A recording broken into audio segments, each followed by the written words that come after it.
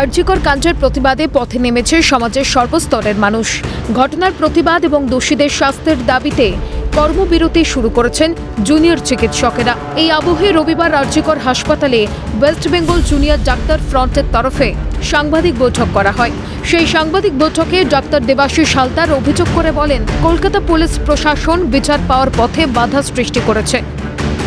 Kolkata police প্রশাসনের অসংবেদনশীল এবং ঔদ্ধত্যপূর্ণ আচরণ, যেভাবে তারা মিডিয়া এবং সোশ্যাল মিডিয়ার ওপর গোটা হামলার দায় চাপিয়ে দিয়েছিলেন, তা অত্যন্ত সচেতনভাবে হামলার আসল উদ্দেশ্যকে আড়াল করার জন্যই করা হয়েছে।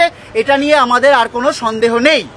ফলে স্পষ্টতই আমাদের চোখে কলকাতা পুলিশ প্রশাসন জাস্টিস পাওয়ার পথে বাধা সৃষ্টি করেছে ও ন্যায় বিচারকে বিলম্বিত করার পথে মূল ভূমিকা নিয়েছে।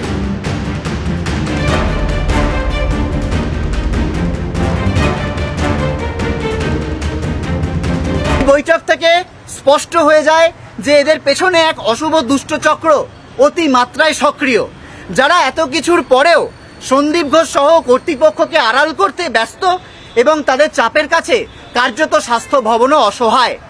যদিও সেদিন রাতে আন্দোলনকারী ছাত্রছাত্রী এবং জুনিয়র ডাক্তারদের জোরের কাছে নথি স্বীকার করে বাকিদের বদলি করে দেওয়া হয়, তাকে কেন, তার বিরুদ্ধে কোনো কার্যকরী ব্যবস্থা স্বাস্থ্য ভবন থেকে কেন নেওয়া হচ্ছে না, এ বিষয়ে আমরা বুঝতে পারছি না।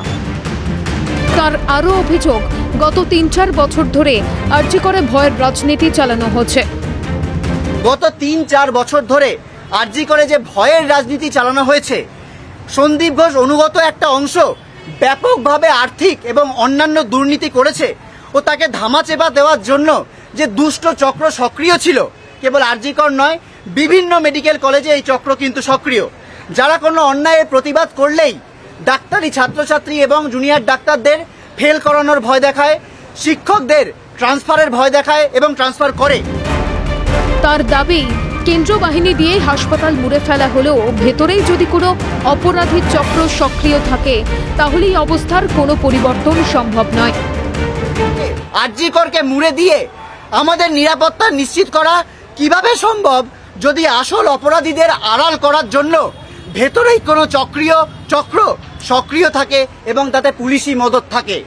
এই কারণেই আমরা জুনিয়র ডাক্তারদের কর্মবিরতি চলছে, যাতে জাস্টিসের প্রশ্নে ন্যূনতম কোনো সদিচ্ছামূলক চিহ্নও আমরা দেখতে পাই। কিন্তু স্বাস্থ্য ভবন ও পুলিশ প্রশাসনের অসংবেদী এবং ঔদ্ধত্যপূর্ণ আচরণ সেদিকে কোনো দিকচিহ্ন করছে না। সাংবাদিক বৈঠকে বেশ কিছু দাবি দাওয়া তুলে ধরেন ডাক্তার দেবাশিস হালদার।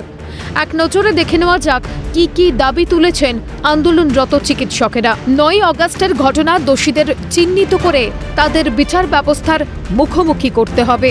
তথ্য প্রমাণ লোপাটের ঘটনায় জড়িতদের বিচারের আওতায় আনতে হবে। সন্দীপ ঘোষকে অবিলম্বে সাসপেন্ড করতে হবে। কলকাতার পুলিশ কমিশনারকে পদত্যাগ করতে হবে এবং প্রয়োজনে তাকেও বিচারের আওতায় আনা হোক। প্রতিটি কলেজে ভয়ের রাজনীতি বন্ধ করতে হবে। আরজিকর কাণ্ডে পুলিশ প্রশাসনের ভূমিকা নিয়ে একরাশ ক্ষোভ উগরে দেন আন্দোলনরত চিকিৎসকরা।